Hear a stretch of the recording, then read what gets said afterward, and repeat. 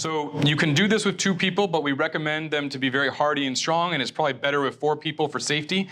And so we're going to show you how you're going to tilt back and get your first 2 wheels in. It's very important that your first 2 wheels have the brake mechanism on them, which will help you when you're leaning the other way and putting on the other casters. So watch carefully how this happens and see the notes below in the video for more information. So at this point, you're going to slide the front of the machine forward. Remember, it is a very top-heavy unit. And as you can see, we're using a minimum of 3 people here. And you could also use your local refrigeration company to do your install. So we're being very gentle. And now your third person has removed the pallet. And now we're ready to proceed with putting in the front 2 casters. And again, as a reminder, this is you adding the front 2 with brakes, and this allows you to make sure that you'll use those brakes when you're leaning it the opposite way for the next 2. Notice how we've pre-assembled the casters, and you'll notice that there's that white metal that the caster goes to, and that's because it needs to leave space for your condensation drip pan.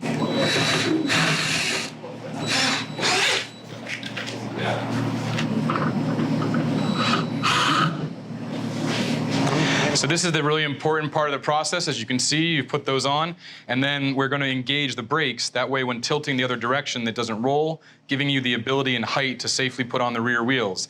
So some of the things you can do for safety is that you can get some wooden blocks from Home Depot and get those cut. You have some 4x4s, and so you can use those to kind of push it up there. Now what we're going to do is tilt it forward and then use these wood blocks as safety when putting in the rear wheels.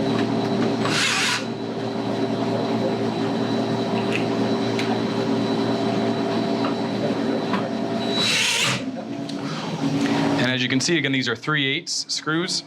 So then you're making sure all the casters are tight, making sure you have a safety mechanism in case the people holding it have fallen. And again, if you cannot do this yourself, then you need to get a company that can do that for you.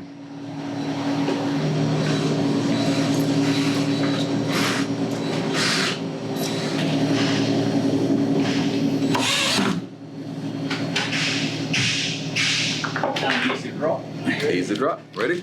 And as you can see, your team is taking the wood out and then going and coming down. So you might be asking yourselves, what are these for? No, this is not for you to do military grade push-ups.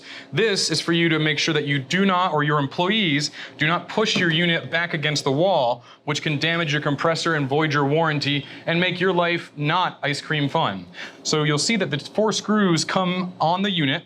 This will be inside the boxes, so all you'll need to do is remove these screws, put these in and re-screw it in, and this is what stops you from making a crucial mistake like kinking one of your evaporation lines or hurting the compressor.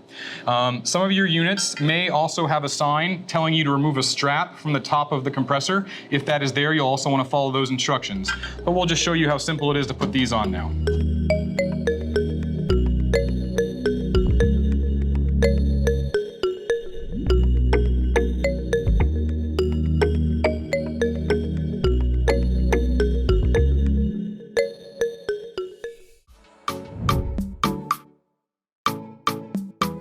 So at this point, we have gotten prepared our legs. The global upright models are all going to come with legs. You can provide and purchase an extra caster kit, but this is what's stock with the global units. So as you've seen, you need to have at least 3 to 4 strong people, and you want to have your screws all set, and you want to have some blocks on hand so you can tip it up and safely do this. If you don't have strong enough people, we recommend that you use a refrigeration company or a contractor to do this, since it is heavy and you can damage your unit. At this point, we are now going to bend the unit back and put on the front casters, and then use the blocks to hold it steady. Watch as we do this. Okay.